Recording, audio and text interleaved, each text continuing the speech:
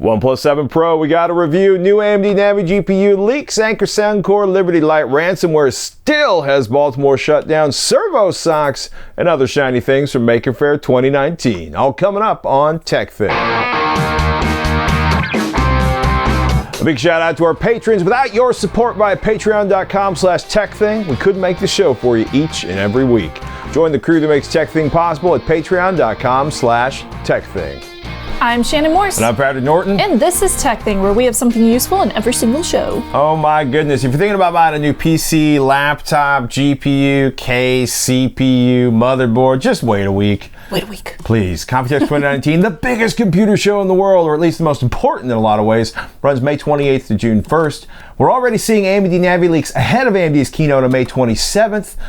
This is pretty serious, right? $499 for a NAVI, well, if it's legit. Yeah. If it's legit. $499 for a NAVI XT RX 3080, quote, slightly faster than an RTX 2070, which costs $100 more. The NAVI Pro RX 3070, it's going to be for $399, faster than the GeForce RTX 2060. WCCF Tech notes that the article that leaked all this was pulled, so they think it actually may have been legit. Ooh. We'll know more next week, like if the June 10th sales launch is legit, and by June 11th or 12th, we'll know whether or not AMD made enough to fill demand. Hopefully they did. That would be really nice.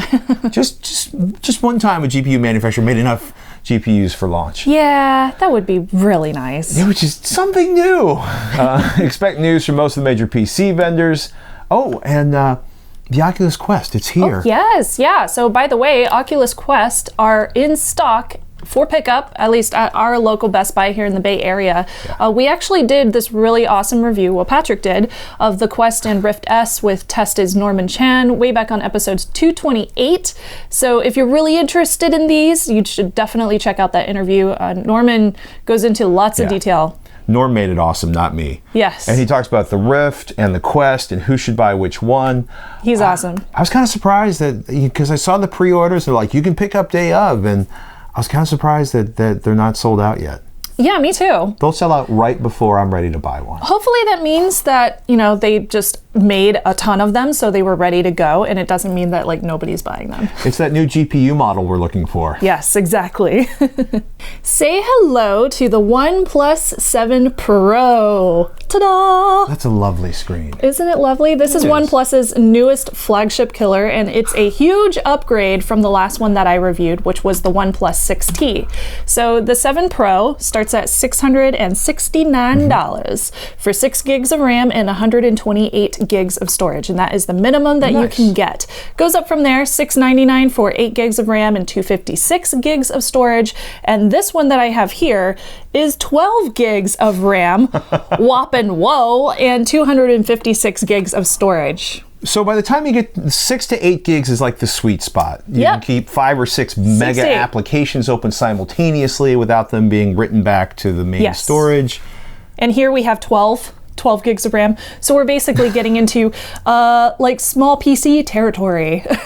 They come in almond, mirror gray, or nebula blue. As far as the colors are concerned, the one I have here is the nebula blue, which is a very purple. It's almost purple. It's very, very pretty. Straight out of the box, the first thing that I noticed on this thing was the screen. It was pretty fascinating. I did not spoil the surprise for myself, so I didn't look at anybody else's reviews.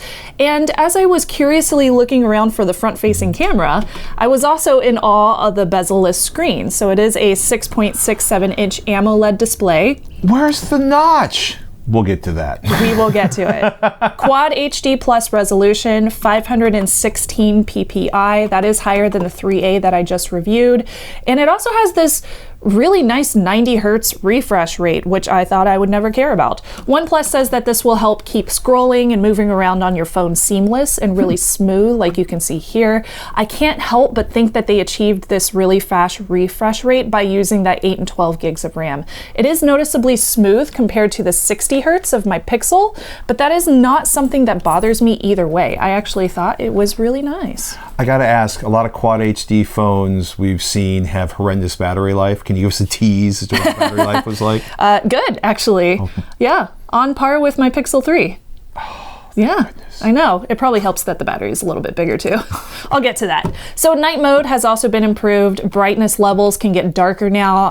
As I was testing this outside, like I legit could not see the phone at all. It's down to 0.27 nits of brightness, so that's really, really low. The fingerprint sensor that is built into the display is fast. It's accurate. I'm really digging that it is on the front. It's wonderful. However, I do think that I need to reprogram my thumb on this side because sometimes I do have issues with it. I think that's just my quick programming. I just think I need to reset it. I just love this. Yeah, drives me insane. Yeah, having to pick up your phone every time you need to unlock it is kind of annoying. So I'm hoping that Pixel or Google changes that with their next iteration of their phones. So where's that camera? If not on the screen, there is no notch, there's no cutout. Woo! Because it's actually motorized. So if I open this up and I go into the selfie mode camera front facing, it just pops out. It pops up. It is so weird. It's featuring an f2.0 16 megapixel camera. Should work for 300,000 cycles. They quote that that'll last you like 5 years if you open up your selfie cam 150 times per day. Yeah, unless you're a spray and pray photographer, you're not hitting 300,000 cycles anytime soon. Yeah, it'll take you a while. Oh my goodness. So sorry, I have not hit that number yet, so I can't tell you if the thing has died yet because it hasn't. Supposedly the camera will detract if it detects falling motion from the gyroscope and the accelerometer. I actually tested this. It actually works. So I'm like, okay, how long is it before I break the camera? And Shannon just lets go of the phone. And she's like, picks it up. Look, it retracts in a half a second. And my eyeballs are like this big. I mean, it was on a carpet, but it was still... It's still like, so to give you an idea of how fast it is, it takes about half a second for it to close, according to some other reviewers that I've seen on YouTube. And when you drop it from this high up, it takes about a second for it to drop. So it closes faster than when it hits the ground. So you should be fine as long as you're not like breaking it on a marble countertop or something like that. This is excellent. Yeah, so I found the front camera to be good when taking regular photos. It brought out a lot of detail in my hair, features around me, but bright sunny areas were kind of blown out. I've noticed that in previous iterations of these cameras as well. Portrait mode is not on par with my Pixel camera. Like my cat's face when I was holding her right next to me was blurry when I was holding her in exactly the same pose that I was, but it did fine when I was the only subject. Was it trying to bokeh your cat? It bokeh'd my cat. The dual speakers are really clear and they have a really nice even sound quality. There's one at the very top and one at the very bottom, only on one side down here. They are fine-tuned with Dolby Atmos, and I gotta say they're satisfying to listen to even on the loudest volumes. You do feel a little bit of vibration from your phone when they do get louder, but it's not something that should cause any issues. Like, it sounds very, very good. The triple lens setup on the back is also really, really cool. See, there's three. It looks like a robot face. It does kind of look like a robot face. You can grab focal lengths of 17 to 78 millimeters. That's very, very far. So optical. It has like a short telephoto. Yeah, it does. The main lens is a 48 megapixel f1.6 aperture lens and 1.6 micron pixel size. It's got EIS and OIS built in, so if you're taking videos on it, it should look nice and smooth, which is wonderful. OnePlus introduced their new Ultra Shot imaging algorithm, which includes HDR+, as usual. I mean, all phones should really have HDR+ now. At this point. They also included super resolution, which helps get clearer photos with more depth. So is that why they have a 48 megapixel sensor? Yeah, Which pretty is sure. like, you know, if a $5,000 professional camera has 24 megapixels, Exactly. I was like, 48 megapixels? Yeah, and it's good though. The telephoto lens as well is on the back. That goes up to that 78 millimeters, and it's got 3 times optical zoom and portrait mode built in as well. Wow. The ultra wide angle lens allows you to get 117 degrees of really pretty photos at 16 megapixels with an f2.2 aperture. Nice. I had lots of fun messing with the 3 times optical zoom lens and with the wide angle lens. You cannot record video when you're using wide angle, but it does look really vibrant, very detailed with the photography. So there's your high-end 48 megapixels going on right there. Videos with the normal lens were vibrant as well, and sunny bright spots were not as blown out. So I gotta say that the back-facing cameras do a lot better. My cat sat still long enough for me to try some portraits, not very many, but some. which it did fairly well compared to the front camera. Now things like Pro Mode, of course, time-lapse, panorama, all of those are still built in just like the previous OnePlus, just like as you would expect. The screen and the back both have a nice curve to them. Both of them are Gorilla Glass 5 all around. It's very nice and easy to hold. Sadly, this is no headphone jack phone. They got rid of my headphone jack. That makes me kind of sad. No wireless charging either, or water resistant certification, but OnePlus is telling folks that they will be fine if they like drop it in, I don't know, a pitcher of water, or if it's like out in the rain. So I guess they just didn't pay for the certification, the IPX, but they do say that it will be fine. It does have NFC and Bluetooth 5.0 as usual, and the OS on here is very snappy. It is Oxygen OS as usual. Now, it does come with a Qualcomm Snapdragon 855. The RAM surely helps keep it snappy. Oxygen OS is pretty much the only non-vanilla Android version that I find attractive enough to use because, well, they didn't really change much. They just included some really cool stuff. It doesn't include any bloatware. It's very similar to Android versions that are straight from Google, aka vanilla, but it includes improved customizations, new settings, new smart gestures. I'm making faces because I'm thinking of how both of us have reacted to Samsung, where we're just like, oh, I'm like, look, cool. shovelware lives on. Shovelware. There is no active edge for Assistant on here. However, Google Assistant can be used on this phone. You guys, I need to mention something that is very important to just me and like not anybody else out there. There's a screen recorder built into the operating system on Oxygen OS on this phone. There is a screen recorder. Why is this not already a thing with Android? Why did it take so long for somebody to build this in? I've had to use third-party apps for the longest time to screen record on my phone, and now they just built it in for me, and it looks wonderful and it's beautiful. Thank you, OnePlus. It's gonna make my life so much easier when I'm reviewing apps and phones. Like 2% of the user base for this phone is going to keep buying this phone just for that feature. Yeah, that's me. I am that 2%. That's the only time I'm ever going to say that too. And Zen mode is another option that's built in, another feature. This forces you to take a 20-minute break by disabling everything except for emergency calls and photo taking randomly. But okay. Yeah, Zen, it's supposed to force you to not use social media to kind of help you with like phone addiction, which is definitely a thing. Does Instagram have? What meaning do photos have if I'm not immediately posting them to Instagram? OnePlus also introduced Warp Charge 30 in this phone, which keeps your phone cool if you are using the processing power heavily while it is charging. So that will be great for things like flights, or if I'm playing a lot of Pokemon Go, or I'm watching movies. So I really appreciate that they included the fast charging in here. It is a 4,000 milliampere battery with capacity, and it includes a fast charging wall plug and cable in the box. There are no earbuds included in the box, so keep that in mind. I mean, I'm not really that surprised given that it's only USB-C. I found that it lasts about 7.5 hours on my normal usage, which is great, and that is on par with my Pixel 3 currently, so I'm very happy with that. Yeah, it's very solid.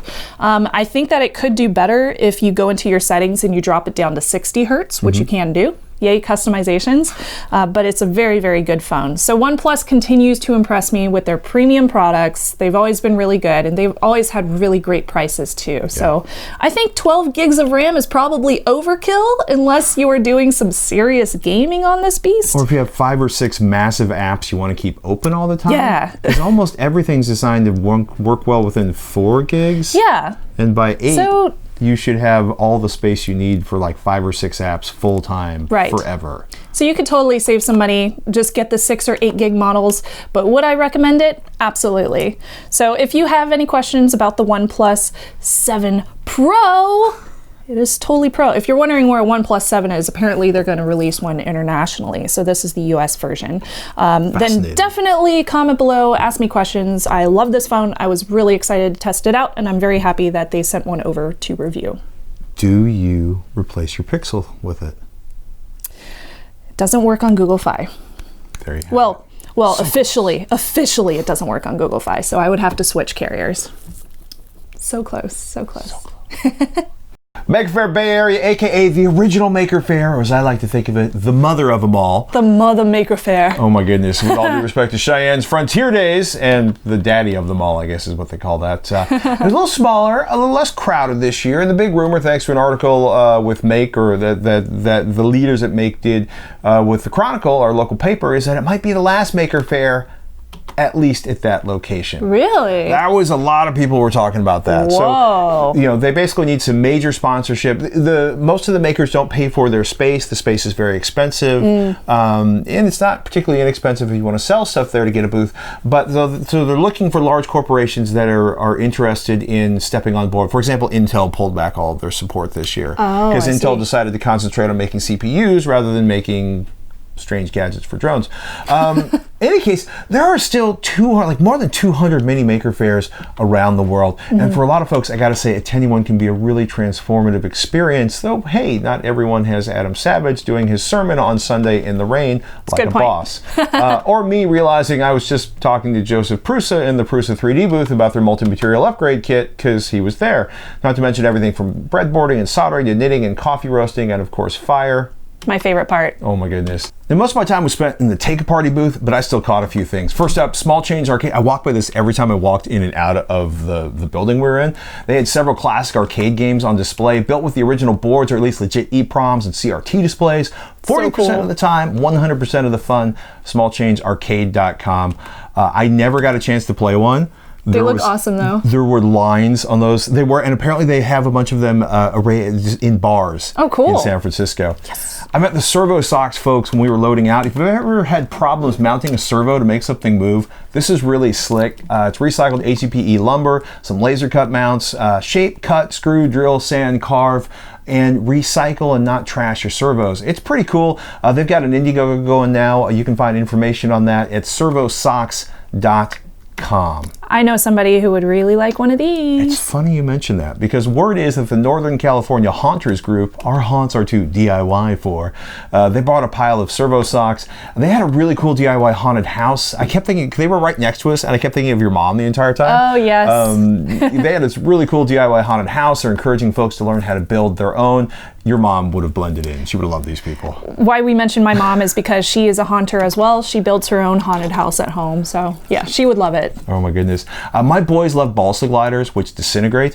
FiberGlider.com launched a really cool carbon fiber glider on Kickstarter, and they were selling gliders at the show. There's a really nice brass adjustable ballast that's really, really slick and a rather lovely design. So my kids are all figuring out their CG like they're in a flight test episode. That's cool. Yeah, they have a paper airplane launch system that's pretty cool too.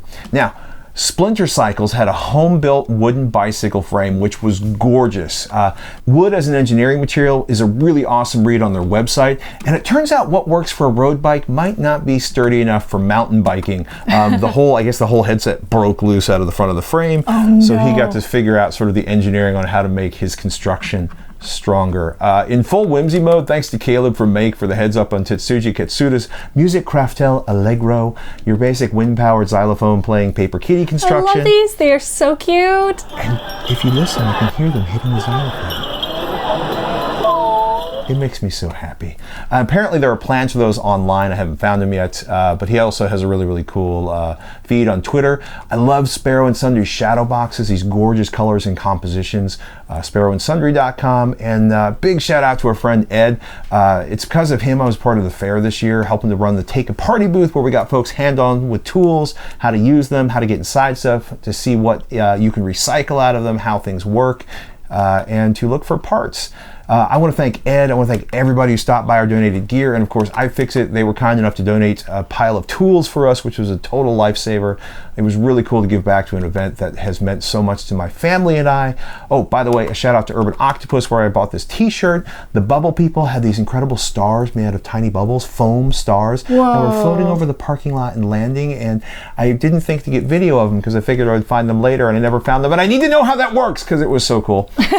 and really, really casual and mystical, but I get intense about learning how things work. Shout out to the crew from Raspberry Pi. Their social crew was there. They were really nice. OKDO.com is a new single board Internet of Things centered shop online.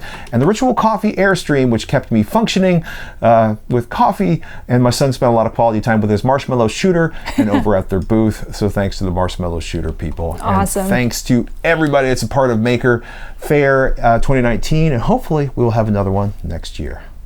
We love your questions, your tips, and your suggestions of products and ideas to check out. Please tweet at TekThing, at Snubs, or at Patrick Norton, or just email ask@tekthing.com. And seriously, a huge shout out to our patrons at patreon.com/TekThing. You pay the bills, you make the show possible. Our thanks to you. Join the crew that makes TekThing happen at patreon.com/TekThing. We'll see you there. Last spring, I reviewed Anker's Zolo Liberty Plus wireless in-ear earphones. They were priced at the time around $150. Now they've actually dropped to $109 as of today, so day of recording. So they've dropped quite a bit. Now on the other end of that spectrum of price are the very inexpensive Anker Soundcore Liberty Lite earphones. And these ones cost about $60 MSRP over on Amazon, $59.99. I was specifically looking for something that was small and portable, fits in my ears better than the Pixel earbuds that came with my Google Pixel 3 XL, and that I could actually carry with me whenever I'm commuting to meetings or to different studios. The Liberty Lights seem to do that trick, so I'm happy to say I think I found the ones. Do you have tiny ear canals or large ear canals? I have tiny ear canals, apparently. At least I feel like they're tiny. I don't know, maybe it's just me.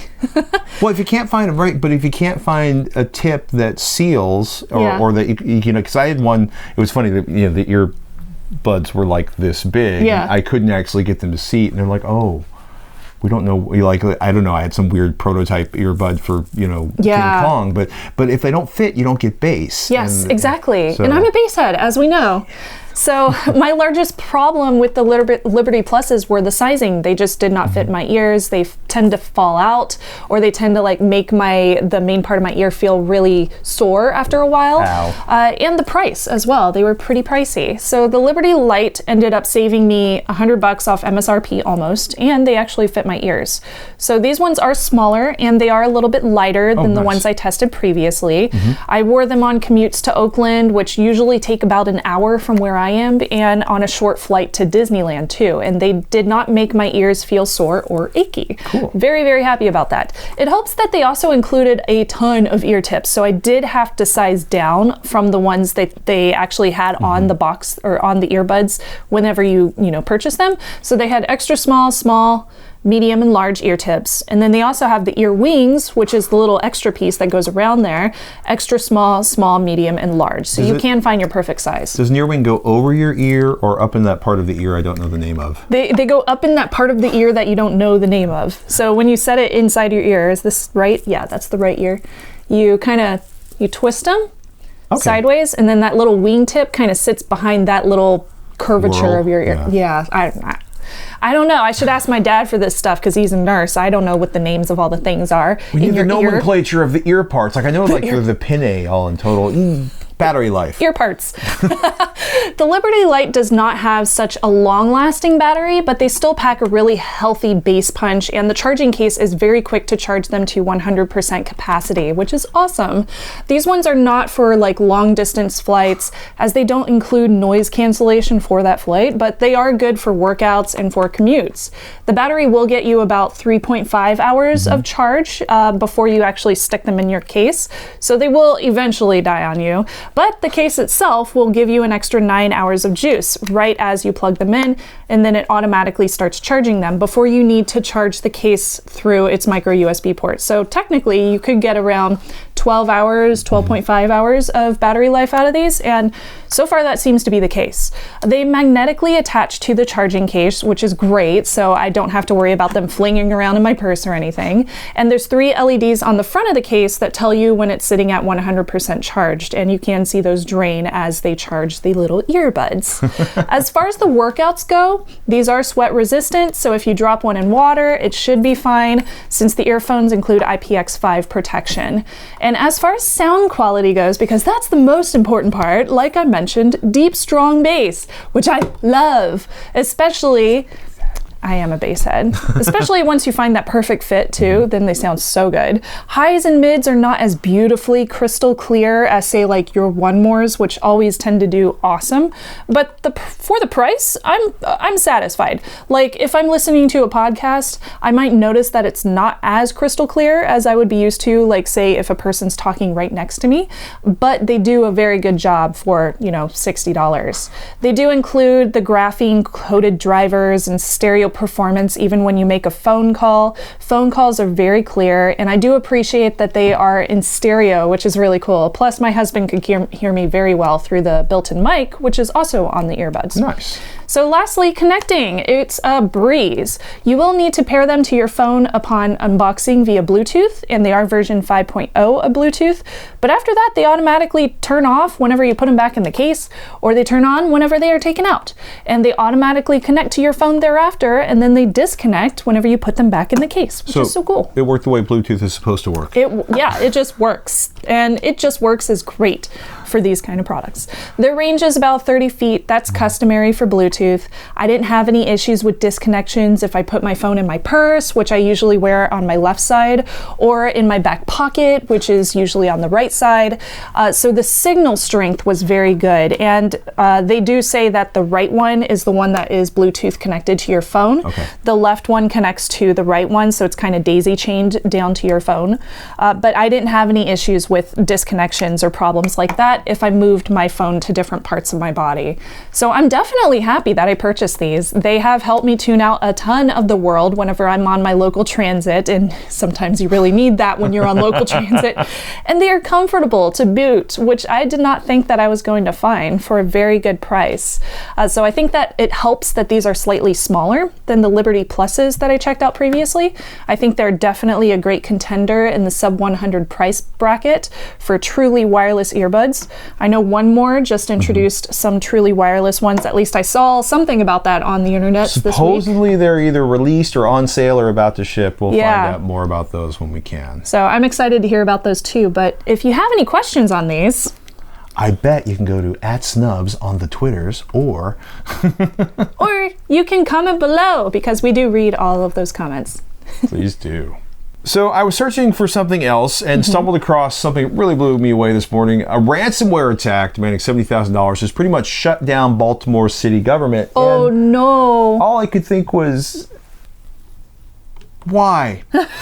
Why? So, and I should point out, it actually shut it down like 2 weeks ago. 2 weeks ago? Yeah, so Jeez. to quote Ars Technica, manual workarounds are being put in place to handle some services now, but the city's water billing and other payment systems remain offline, as well as most of the city's email and much of the government's phone systems. Oh no. So let's think about that. It could be fire department, the police, every single office. Pretty much all your infrastructure. Oh my goodness. So the Ars Technica article points out that Baltimore has no insurance to cover the cost of rebuilding this nightmare, unlike, say, Atlanta had a few years ago when it was hit. And the city's InfoSec manager also, when he was asking for things in the budget this year, his wish list, didn't get the security training that they were looking for their employees. Ugh. So if you're fighting for better security in your company or your government office that you work at, you might want to forward Ars Technica's Baltimore ransomware nightmare could last weeks more with big consequences. So, you can get an idea of just how bad. We've seen hospitals shut down. Yeah, we have. Atlanta, now Baltimore, companies, and also 321 back. Yeah, I mean, if they do something that like wipes out your entire network, right? You're not going to bring your phones up. But remember, have your data backed up. 3 copies, 2 offsite. Well, 3 copies, 1 offsite, 2 different media. Right. At least. I think after as we always preach 1,000 times of saying that.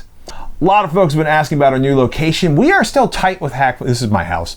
We're in a house. We're in a house. It's not a studio. We'll eventually be in a garage, but that requires wiring, and it's a long story, and it'll put you to sleep. We're still tight with Hack 5, and we are incredibly grateful for the years they shared their studio with us. I still record ThreatWire there, so just FYI. That said, Hack 5 has relocated. We're going like fully remote and no longer have that dedicated studio. So we are evolving. And you can still head over to hak5.org. I'm still doing ThreatWire, which is great. It's so exciting. Mubix has the Metasploit Minute. Darren's doing his thing, and rumor has it there may be more exciting projects to come. There are some very exciting projects happening with Hack5. But the office with the studio ain't no more, and we can't record someplace that doesn't exist. At least not without the help of, like, Captain Marvel. Send us your pictures of your battle stations. Mark sent us one of his. He writes, "Hi Shannon and Patrick. I thought you might like to see my favorite part of the house. This is my ham radio, software-defined radio, internet battle station, monitoring all the things. Keep up the good work. Love the show. Mark in the Isle of Man. P.S. Tell Darren he needs to come and watch the TT races sometimes." Oh, that's awesome. I want to go see those. Did you see the radio in the corner? I did, yeah. So cool. I was kind of geeking out about that too because I am also a ham radio licensed operator. Yay! Cool. AM6FPP, what? Ladies and gentlemen, keep listening for on the, well, not on the internet. On the internet. On the airwaves. The digital airways. It gets complicated. So many communications technologies. I'm Patrick Norton. I'm Shannon Morse. We'll see you next week on TekThing.